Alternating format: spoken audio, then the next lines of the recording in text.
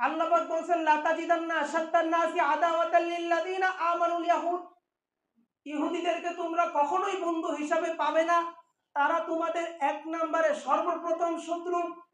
আর আজকে মুসলমানেরা ইহুদিদেরকে বন্ধু বানানোর কারণে যুগ যুগ ধরে ফিলিস্তিনের মুসলমানেরা মায়ের খেয়ে যাচ্ছে। কথা বলেন ঠিক কিনা? ওয়াল্লাযিনা আশরাকু, দুই নাম্বার তোমাদের শত্রু হিসেবে পাবে মুশরিক, যারা মূর্তি পূজা করে, চন্দ্রের পূজা করে, সূর্যের পূজা করে, গাছপালা সমস্ত কিছুর পূজা করে, তাদেরকে মুশরিক বলা হয়। এই মুশরিকরা আমাদের পার্শ্ববর্তী রাষ্ট্র, মুশরিকের রাষ্ট্র ভারত চেয়ে দেখেন, আজকে কাশ্মীরের মুসলমানেরা নির্যাতিত।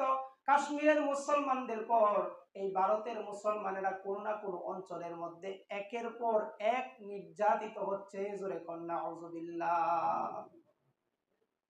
এক নাম্বার ইহুদিদেরকে বন্ধু বানাইছে, দ্বিতীয় নাম্বার মুশরিকদেরকে বন্ধু বানাইছে।